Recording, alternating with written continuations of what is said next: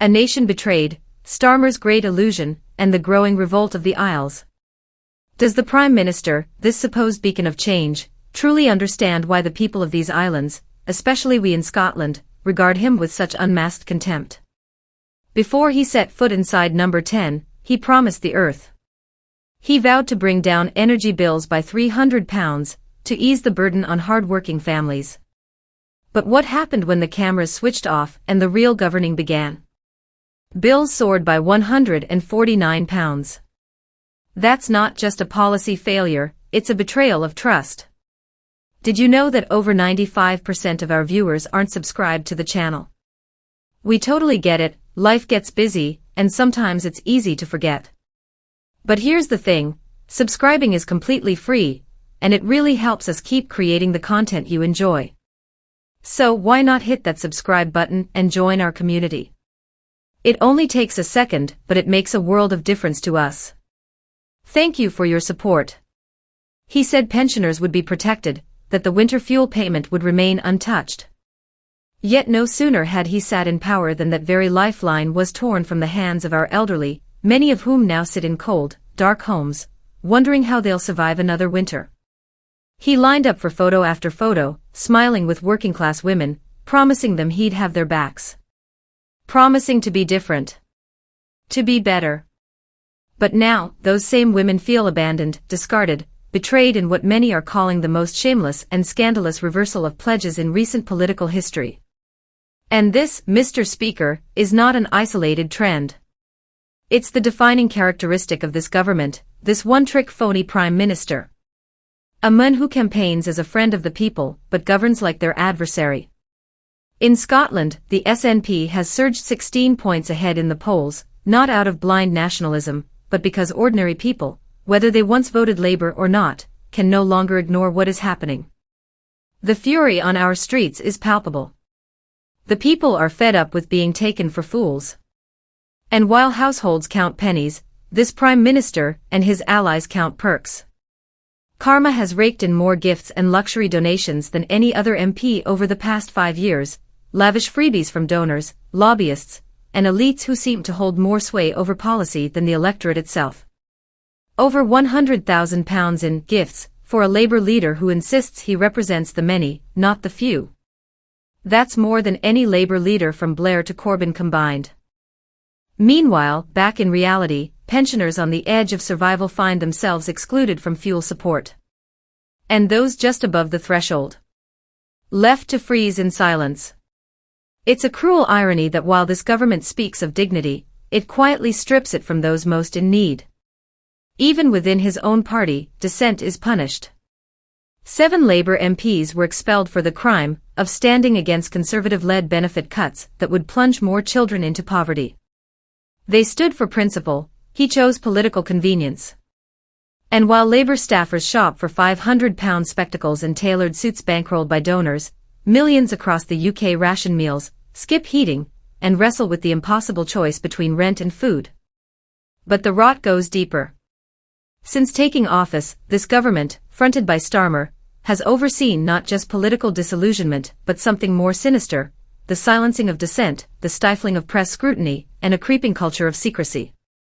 Whispers have turned into open accusations that Starmer's team is actively preventing investigations into some of the most horrific crimes imaginable, mass child abuse across the UK, including cases involving grooming gangs. Recent revelations from Southport have reignited public fury, fueling claims of a widespread cover-up. And now, there is growing speculation that Starmer himself may face calls to resign, either for violating lockdown laws, or more explosively, for his alleged links to the suppression of abuse investigations. If proven true, it would be not just a political scandal, it would be a national disgrace. Yet even as these storms gather, Starmer continues with his shallow political theatre. When Defence Secretary Ben Wallace announced his resignation, Starmer leapt at the opportunity, not to offer genuine reflection but to score points. Though he briefly praised Wallace's service, especially on Ukraine, he quickly pivoted, using the resignation to paint the Conservative Party as crumbling. They've run out of road, he claimed. They've run out of ideas. But what has Labour really offered in their place? Public services are stretched to breaking point. Strikes roll on, hospitals are overwhelmed, trains barely run, and the public sector stands on the brink. Yet Starmer's only response is to plead with unions to return to the table, a gesture so hollow, so devoid of substance, that even union leaders now question whether Labour still stands for them. It's not enough to oppose the Tories. Britain deserves to know, what exactly is Labour for? Increasingly, voters feel they are watching a pantomime, one in which Starmer blames the Tories for everything wrong, while failing to offer a single bold solution of his own. His leadership has become synonymous with vagueness. Empty platitudes, rehearsed outrage, and timid proposals that change with the wind. Now, another fracture is threatening to shake the party from within. Nearly 60 of Starmer's own MPs have defied him by supporting a Liberal Democrat proposal to scrap first-past-the-post and usher in a new era of proportional representation. Starmer once opposed PR. Now his silence is deafening. Critics say this isn't about fairness, it's about clinging to power through coalition deals and backroom politics. It's a self-serving pivot, one that betrays Labour's once clear stance and exposes just how far its moral compass has shifted. Supporters of PR say it will give a voice to smaller parties and disenfranchised voters.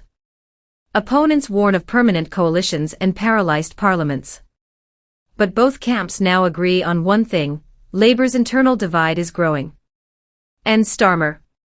He's failing to lead.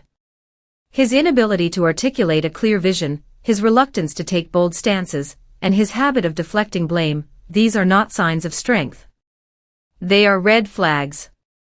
And for millions across Britain, they raise a sobering question. If this is what Labour looks like in opposition, what horrors might await if they win power?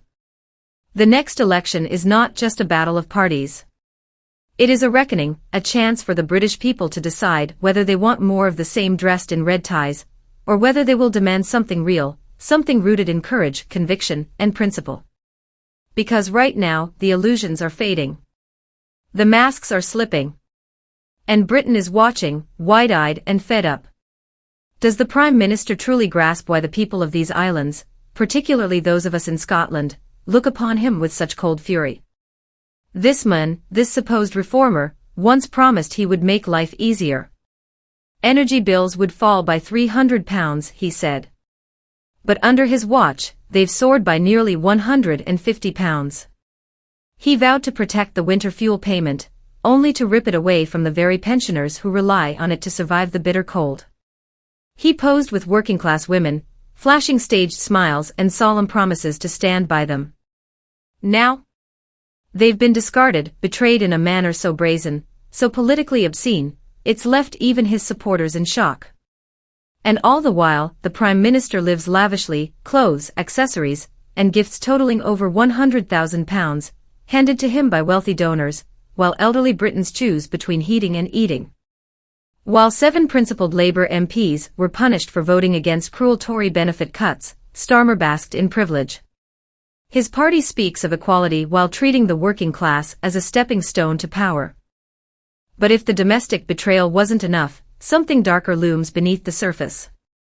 Growing accusations now suggest that Starmer's government has actively restricted investigations into child abuse and grooming gangs, cases which have torn apart communities for decades. The recent outrage in Southport has reignited national fury, as murmurs grow that Starmer himself may face resignation, not only for breaching lockdown mandates but for his alleged role in suppressing the truth. If proven, it would mark the collapse of public trust in the very institutions meant to protect us. Yet through this moral storm, Labour marches on with smug detachment. When Defence Secretary Ben Wallace stepped down, Starmer seized the moment, not to lead but to score points. His tribute turned quickly to blame. The Conservatives are a party out of ideas, out of road. But what exactly has Labour offered in return? Empty words. Hollow gestures. A party paralysed by caution and internal collapse. Strikes continue. Public services are on their knees. The NHS is buckling. And what is Starmer's answer? Platitudes. No bold policies. No courage. Just a tired script blaming the Tories, while offering nothing tangible to fix the mess. And now, another political flashpoint threatens to split the party in two: the growing call for proportional representation (PR). Nearly 60 Labour MPs have broken ranks, backing a Liberal Democrat proposal to ditch the current first-past-the-post system. Critics of the current model say it produces warped results, governments that rule on a minority of the vote, leaving millions of voices unheard. And they're not wrong. But many suspect Labour's sudden flirtation with PR isn't about democracy at all. It's about survival. It's about engineering the system to cling to power through fragile coalitions and stitched-up deals behind closed doors. Starmer's shift from clear opposition to silent approval reeks of opportunism, not principle. This maneuver, far from inspiring confidence, has deepened the public's growing distrust in his leadership. Voters are beginning to ask, what does Labour actually stand for? Because all they see is calculation, caution, and contradiction. Some argue that PR would activate democracy, that by making every vote count, people might once again believe in the system. Others warn it could usher in a chaotic era of endless coalitions, where accountability dies and local voices are buried beneath national party lists. What's clear is this: the debate around PR has become a mirror, reflecting a deeper sickness, a political class completely divorced from the people it claims to serve. And just as trust at home crumbles, the stakes abroad have never been higher. While Starmer fumbles at the helm, the specter of war looms over Europe.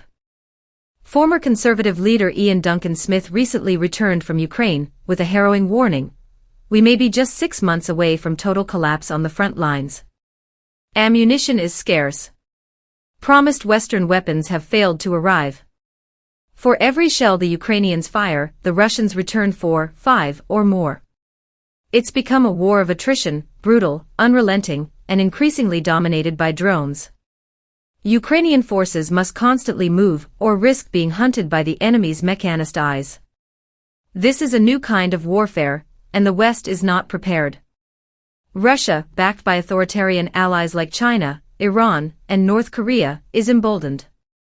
A Ukrainian defeat would send a chilling message to the world: the democratic West can no longer protect its allies.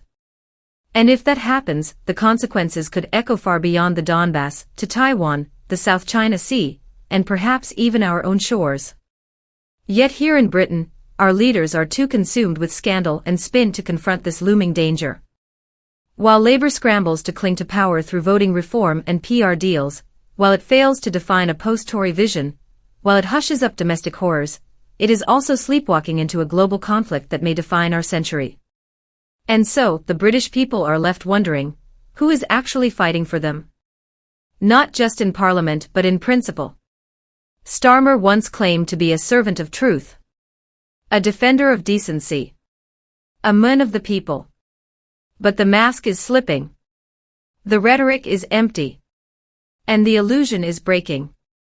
The next election won't just be about who governs. It will be about whether Britain still has a democracy worth believing in. Because as of now, millions feel voiceless. And they are watching, angry, awake, and ready.